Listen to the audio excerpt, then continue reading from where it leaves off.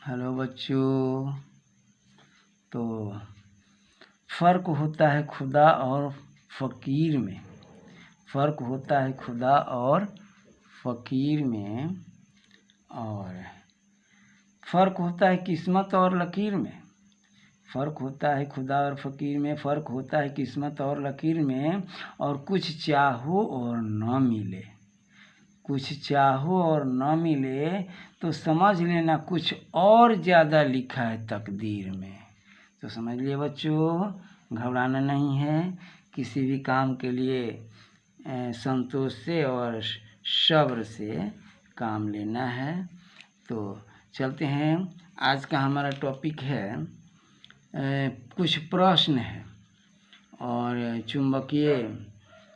चुंबकत्व पर कुछ प्रश्न है, उसके लिए हम चलते हैं। प्रश्न है 2020 का 9वां प्रश्न। कैसा प्रश्न है भाई? एक क्षण चुंबक की अक्षीय स्थिति और निरक्षीय स्थिति को समझाएं। अक्षीय और निरक्षीय स्थिति को समझाने के लिए क्या है अक्षीय स्थिति? तो देखिए अक्षीय स्थिति क्या है, यहाँ देख लें आप कि क्षण चुंबक के स्वतंत्र रूप से लटकाने पर, क्या कहा, क्षण चुंबक को स्वतंत्र रूप से लटकाने पर उत्तर दक्षिण दिशा में रुकता है। कहाँ रुकता है? उत्तर दक्षिण दिशा में रुकता है। और दोनों ध्रुवों को मिलाने वाली रेखा अक्ष कहलाती है। जैसे यहाँ N और S दो ध्रुव हैं और दोनों ध्रुवों को मिलाने वाली रेखा अक्ष कहलाती है। यदि कोई बिंदु P अक्ष पर है, देख लो अक्ष पर एक बिंदु P है, तो कोई बिंदु P अक्ष पर है तो अक्षीय स्थिति कहलाती है। देख लो यह P की स्थिति क्या है? अक्ष पर है ना, तो इसीलिए इसको कहते हैं अक्षीय स्थिति। तो आप समझ लिए बच्चों कि अगर चुंबक के अक्ष पर कोई बिंदु P है तो उसको कहते हैं अक्षीय स्थिति। और अक्ष किसको कहते हैं? दोनों ध्रुवों को मिलाने वाली रेखा को। तो और उसी मिलाने वाली रेखा को अक्ष कहते हैं, और अक्ष पर कोई बिंदु है तो वह बिंदु अक्षीय स्थिति कहलाती है। तो अब आइए निरक्षीय स्थिति। निरक्षीय स्थिति क्या है? तो जब कोई बिंदु P चुंबक की लंबाई के लंबसम पर होती है। ये देखो चुंबक के लंबाई है, उसका लंबसम ऊपर की ओर है। ये लंबसम ऊपर की ओर है ना, और लंबसम पर होती है। तो यहाँ लंबसम पर एक बिंदु P है, तो यहाँ P की स्थिति क्या है? लंबसम पर है, ये अक्ष पर नहीं है। तो यही P की स्थिति निरक्षीय स्थिति कहलाती है। यानी कोई बिंदु P चुंबक की लंबाई के लंबसम पर हो तो उसे निरक्षीय स्थिति कहते हैं। देख लो ये जो था यानी अक्ष पर था, ये अक्ष पर था P बिंदु, तो इसको अक्षीय स्थिति कहते हैं। और ये देख लीजिए ये लंबसम पर P बिंदु है ना, अक्ष के लंबसम यानी दोनों चुंबक की लंबाई के समद्विभाजक, चुंबक की लंबाई के लंबसम पर यह बिंदु P है, तो इसी को कहते हैं निरक्षीय स्थिति। हाँ तो बच्चों यही था, इतना ही लिखना 2020 का 9वां प्रश्न। अब कि अक्षीय स्थिति क्या है और निरक्षीय स्थिति क्या है, तो आप समझ लिए होंगे। हाँ तो बच्चों इसे लाइक करो, और नए हैं तो सब्सक्राइब करें, बेल आइकन को दबाएं और अपने दोस्तों में शेयर करें। हाँ तो बच्चों अब आते हैं 2020 का 23वां प्रश्न। 2020 का 23वां प्रश्न लॉन्ग क्वेश्चन है और ये 5 नंबर में आया हुआ है। इंटर एग्जाम 2020 का 23वां प्रश्न ये आया है आपका लॉन्ग क्वेश्चन में 5 नंबर में। तो आइए, कहता है कि निरक्षीय स्थिति में क्षण चुंबक के कारण चुंबकीय क्षेत्र का व्यंजक प्राप्त करें इक्वेटोरियल पोजीशन में। यानी निरक्षीय स्थिति में क्षण चुंबक के कारण चुंबकीय क्षेत्र का व्यंजक प्राप्त करना है। इसके लिए हम क्या करते हैं, मान लिया कि Na एक चुंबक है, ये देख लो Na एक चुंबक है ना। कैसे बना है भाई, फिर से हम इसको बनाने वाले हैं, देख लीजिए। ये मान लिया जाए कि ये कोई चुंबक है और इसका एक ये N है और ये S है और इसके मिलाने वाली रेखा का ये समद्विभाजक है, ठीक है। तो यही कहता है कि NS चुंबक के मध्य बिंदु O से, अब यहाँ पर थोड़ा सा आप ध्यान दें, ये O है और मध्य बिंदु है, मध्य बिंदु O से R दूरी पर यहाँ देख लीजिए, R दूरी पर P बिंदु है, देख लो यहाँ पर कोई P बिंदु है, ठीक है। तो P बिंदु है जहाँ चुंबकीय क्षेत्र का व्यंजक प्राप्त करना है। तो इसमें दो ध्रुव है ना भाई, एक उत्तरी ध्रुव है और एक है दक्षिणी ध्रुव, ये है उत्तरी ध्रुव और ये है दक्षिणी ध्रुव। तो आप उत्तरी ध्रुव को इसे मिलाते हैं तो ये N और इसका नाम देते हैं हम Bn, यानी चुंबकीय क्षेत्र Bn है, चुंबकीय क्षेत्र B है और नॉर्थ पोल के कारण है, तो इसको हम क्या लिखते हैं Bn, यानी यहाँ से चुंबकीय क्षेत्र है। अब आप ध्यान दें, इसके दो घटक होते हैं, यहाँ पर समझ लीजिए कि अगर मान लिया जाए कि यहाँ आप देख लो, इस पर ये कोई बल इधर आप लगा रहे हैं और एक बल आप इधर लगा रहे हैं, तो वस्तु न इधर जाएगी न उधर जाएगी, वो तो Bn की दिशा में जाएगी, है ना। ये कुछ कोण बनाते हुए इधर जाएगी। तो ये दोनों जो हैं यही घटक हैं और ये एक है क्षैतिज, ये कहलाता है क्षैतिज घटक और ये कहलाता है उदग्र घटक, उदग्र घटक। तो इसमें दो घटक हो गए Bn के, एक है क्षैतिज घटक और एक है उदग्र घटक।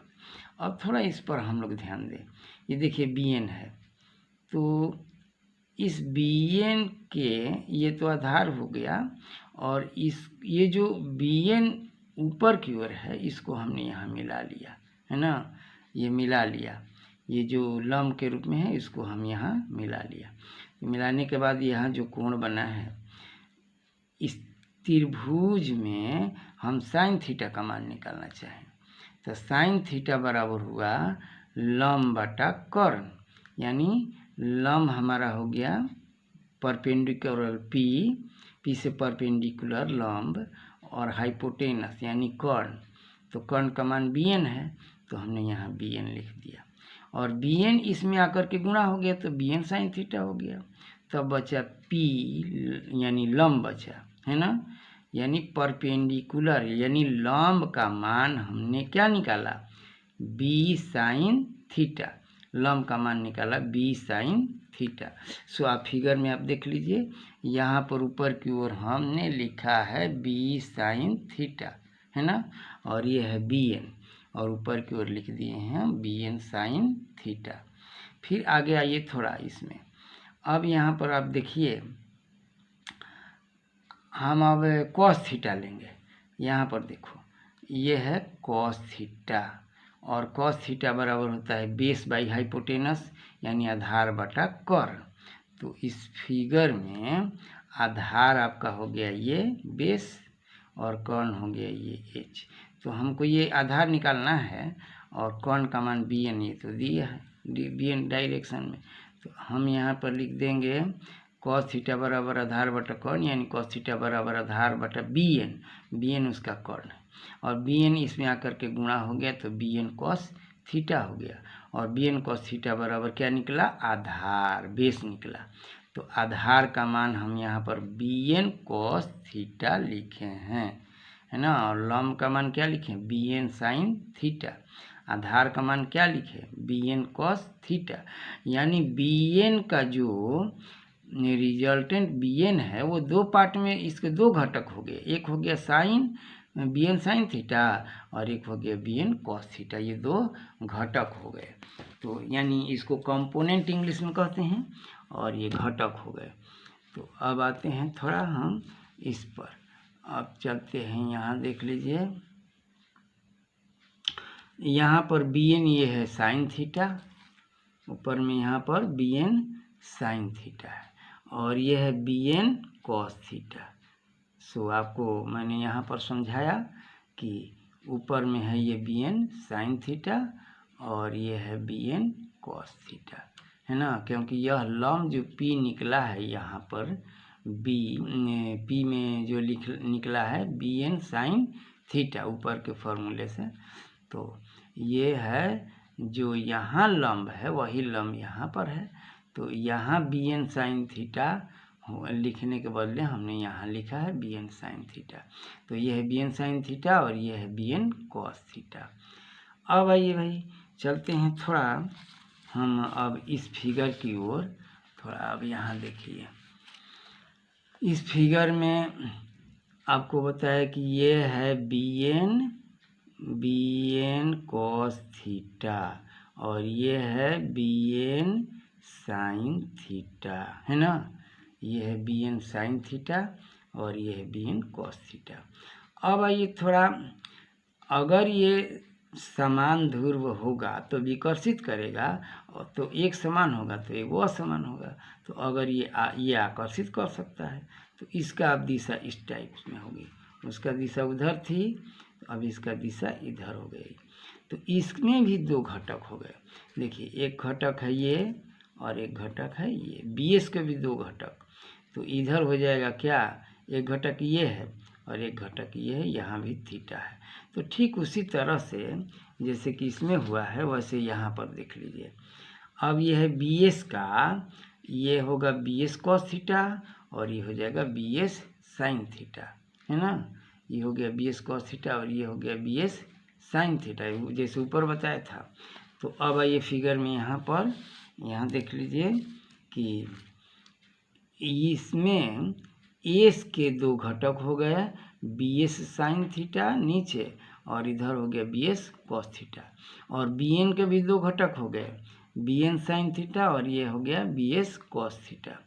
तो बी एन कॉस थीटा और बी एस कॉस थीटा ये तो एक ही दिशा में कार्य कर रहा है, लेकिन बी एन साइन थीटा एक ऊपरी दिशा की तरफ है तो बी एन साइन थीटा एक नीचे की दिशा में है बी एस साइन थीटा, और ये दोनों आपस में बराबर होने के चलते कैंसिल हो जाते हैं, समाप्त हो जाते हैं।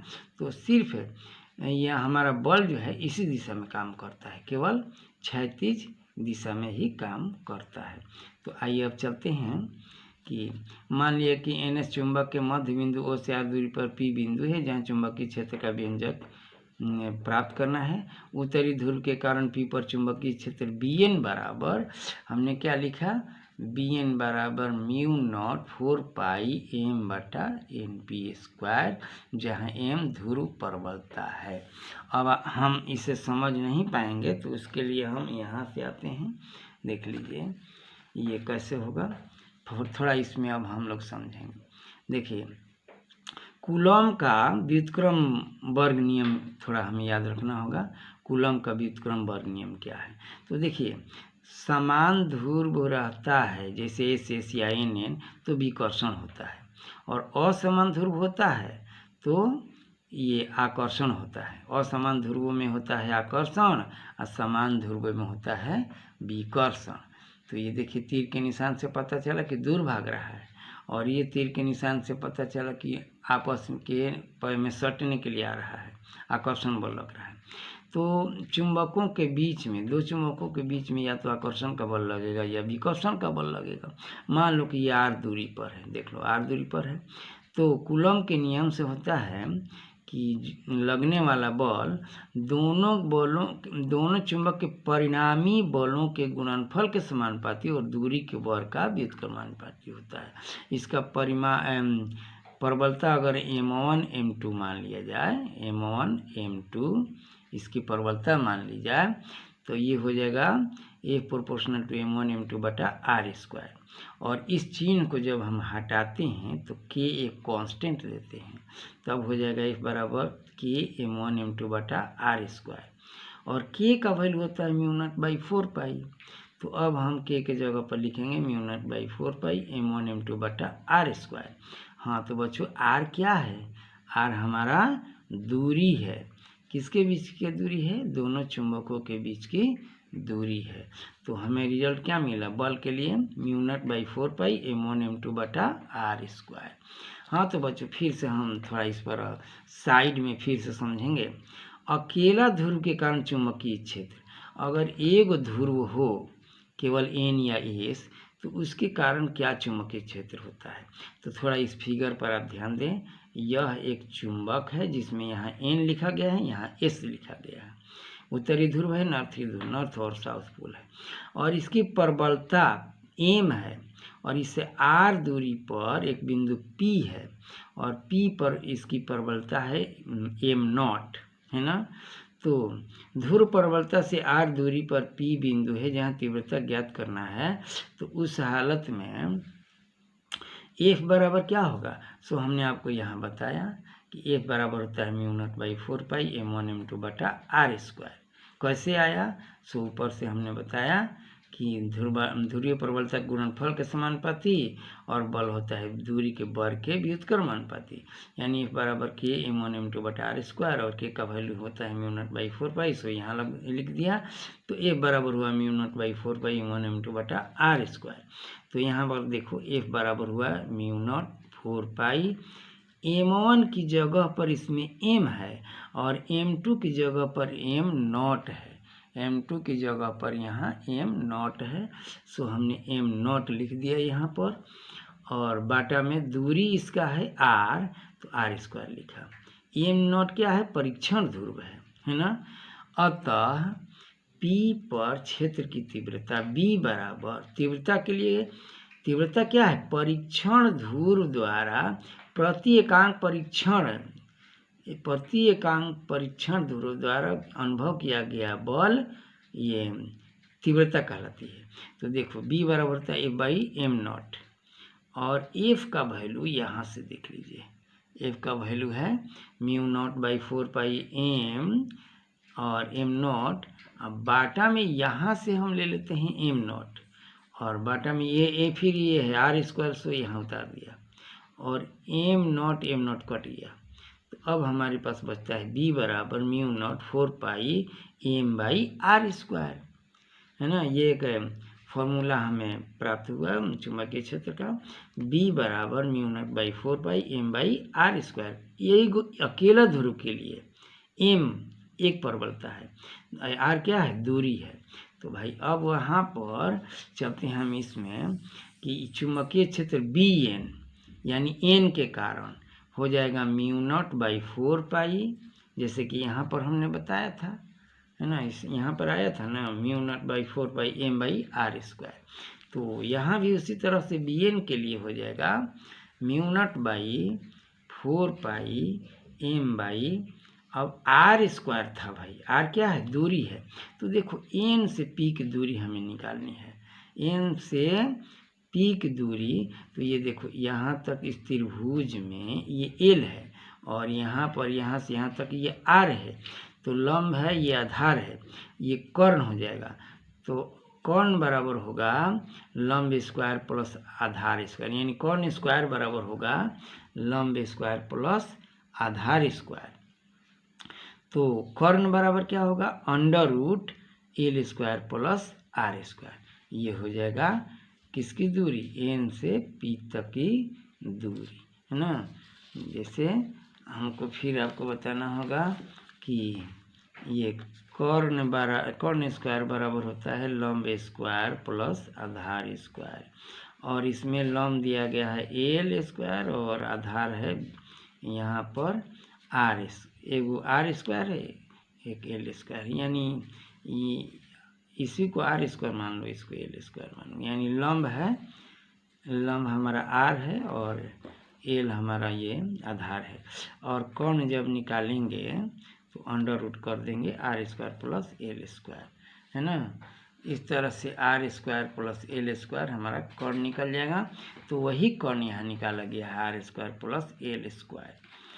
और मान अब bn का क्षेत्र, चुंबकीय क्षेत्र bn के कारण p पर, n के कारण p पर चुंबकीय क्षेत्र हुआ bn, एन के कारण हुआ चुंबकीय क्षेत्र बी एन, और मान हुआ mu naught by 4 pi M by N P square, N से पी तक की दूरी एन पी स्क्वायर। और एन पी का वैल्यू हमने क्या निकाला, स्क्वायर है इस पर, तो इसमें भी स्क्वायर रहेगा तो रूट नहीं आएगा, यानी ये कॉर्न, जब ये कॉर्न स्क्वायर निकालेंगे तो ये लंब स्क्वायर प्लस आर स्क्वायर हो जाएगा, यानी R square plus L square किसके जगह पर, एन पी स्क्वायर का मान है, यानी कॉर्न स्क्वायर बराबर। इसी प्रकार दक्षिणी ध्रुव के कारण बी एस बराबर निकलेगा इसे एस के कारण इस दिशा में, चूँकि ये विकर्षित करेगा तो ये आकर्षित भी कर सकता है ना। एक ध्रुव जब विकर्षित कर रहा है तो दूसरा ध्रुव आकर्षित करेगा। इसमें आपको हमने एरो दिया है इस साइड में, ऐसे दिया है, और इसमें एरो है ऐसे। अगर ये विकर्षित कर रहा है इस पी बिंदु को, कोई चुंबक हो या कोई चुंबक हो, तो इसको विकर्षित कर रहा है तो इसको ये आकर्षित करेगा, तो इसलिए इस दिशा में लिया गया। तो इसका भी मान हो जाएगा क्या, इसी प्रकार दक्षिण ध्रुव का बी एस बराबर mu naught by 4 pi M by R square plus L square. अब आइए चलते हैं चित्रानुसार, इसी चित्रानुसार बी एन साइन थीटा, ये देखो ऊपर की ओर, ऊपर में ये है बी एन साइन थीटा है ना, और फिर नीचे यहाँ भी है बी एन साइन थीटा। तो यहाँ लिखा गया कि चित्रानुसार बी एन साइन थीटा तथा बी एस साइन थीटा बराबर और विपरीत होने के कारण निष्फल हो जाते हैं, यानी समाप्त हो जाते हैं। तब अब हमारे पास क्या बचेगा, अब तो हम देख रहे हैं कि बी एन कॉस थीटा इसी दिशा में और बी एस कॉस थीटा इसी दिशा में, और दोनों आपस में बराबर होते हैं। तो यहाँ पर देख लीजिए, यानी बी बराबर टोटल चुंबकीय क्षेत्र, तो टोटल चुंबकीय क्षेत्र के लिए हम क्या लिखेंगे, बी बराबर B N cos theta plus B S cos theta equal to B N cos theta. और ये दोनों को दो कैसे हो गया भाई, दोनों एक ही चीज़ है, यानी बी एन और बी एस आपस में बराबर है ना, इसीलिए यहाँ पर ये दोनों को जोड़ करके बी एन कॉस थीटा लिखा, और फिर बराबर में 2 लिखा ये, और बी एन का वैल्यू यहाँ से ले लिया, बी एन का वैल्यू यहाँ से ऊपर से ले लिया, और यहाँ लिखा mu naught by 4 pi M by R square plus L square है ना। और एक बात और है, ये तो बी एन का वैल्यू हो गया। अब ये कॉस थीटा का वैल्यू, तो कॉस थीटा में क्या होता है, आधार बटा कर्ण। तो आधार हमारा देख लो भाई क्या है, आधार हमारा है यहाँ पर एल, और कर्ण है under root L square plus आधार L square plus R square. तो ये होगा आधार और ये हो गया कर्ण है ना। यहाँ पर ये हो गया आधार एल और ये हो गया कर्ण under root R square plus L square. ये तो कॉस थीटा का मान हमारा मिल गया। क्या, कॉस थीटा के बदले में हमने लिखा एल बटा under root R square plus L square. अब देखो ये 2 लिखा, म्यू नॉट लिखा, 4 पाई लिख दिया, एम लिख दिया, और ये एल लिखा, और बाटा में यहाँ पर देखो इसका पावर है 1/2। जैसे मान लो कि ये कोई ए है और ए का पावर 1/2 है ना, ये है ए और एक है ए के पावर 1/2। तो ए आधार एक है तो पावर को जोड़ते हैं गुणा में, तो अब जोड़ेंगे तो 2 इसमें आके गुणा हो जाएगा, और एक जोड़ेंगे तो ए के पावर 3/2 आ जाएगा। ये 2 आके इसमें गुणा हो करके, और एक जोड़ेंगे 3/2 हो जाएगा। तो ए का पावर कितना है, 3/2। जस्ट समझ लीजिए ए है, कौन ए है, तो देख लीजिए ये जो है ए समझ लिया जाए, इसको और इसको, तो एक रूट में है, एक बिना रूट में है, तो इसका पावर 1 है और इस टोटल का पावर 1/2 है। और 1 + 1/2 जब करते हैं तो ये 1 और 1/2 जोड़ लेते हैं तो 2 इसमें गुणा हो गया तो 3/2 हो गया। तो एक जगह पर है हमारा R square plus L square. तो इसीलिए अब इन दोनों का मान हो गया क्या, 3/2। तो देख लीजिए बच्चों, 2b का वैल्यू हो गया 2 म्यू नॉट बाई 4 और एम, और ये दोनों एक साथ ये एल भी यहाँ लिखा गया और दोनों एक साथ मिलाने पर ये पावर 1 है, ये पावर 1/2 है, जो जड़ के 3/2 हो गया, है ना। यही व्यंजक है चुंबक, यही व्यंजक समझ लीजिए, यही है वो व्यंजक जिसे हमें निकालना था। अब आइए, चूंकि चुंबकीय आघूर्ण होता है m बराबर m इंटू 2l, m है ध्रुवीय प्रबलता और 2l है लंबाई। फिर यहाँ बताएं कि l का जो मान है ये r से बहुत छोटा है, l का मान r से बहुत छोटा है, इसीलिए हम l को छोड़ सकते हैं और r को ही केवल रख सकते हैं। तो सबसे पहले चलते हैं कि कैपिटल M बराबर स्मॉल m इंटू 2l, यानी ये है चुंबकीय प्रबलता और l है उसकी दूरी। तो यहाँ देखिए ये 2ml, ये तीनों के बदले में हमने केवल लिख दिया कैपिटल M, जैसे यहाँ बताया गया है, और इसको उतार दिया, है ना, और फिर 4 पाई भी ले लिए r। अब थोड़ा सा देखें कि ये है r स्क्वायर, l को तो छोड़ देंगे भाई, छोटा है, और r स्क्वायर ये देख लीजिए, ये है, मान लो कि ये है r स्क्वायर, है ना।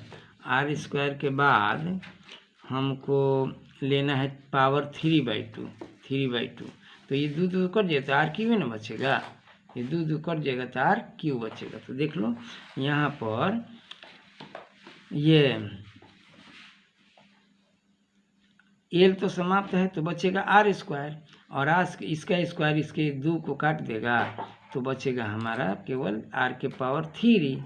तो हो गया μ0/4 पाई m, ये 2 तो इसी में मिल गया, 2 कैपिटल स्मॉल m और l सब मिला के कैपिटल M हुआ, जो यहाँ दिखाया गया है ना। तो μ0/4 पाई m/r³।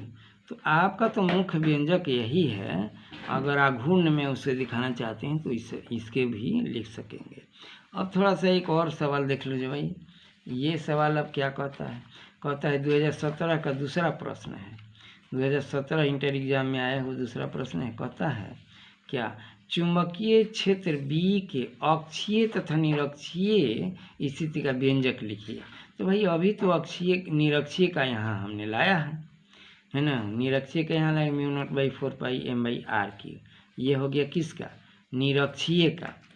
और अक्षीय में अगर आप लाते हैं, देखिए यहाँ पर लिख दिए हैं, अक्षीय में इसका मान होता है, बस ये इसमें डबल कर दिया जाता है ना, इसी को डबल कर दिया, निरक्षीय का डबल होता है अक्षीय, यानी इसमें 2 से गुणा है, μ0 और 2m/4 पाई r³, है ना, μ0/4 पाई 2m/r³।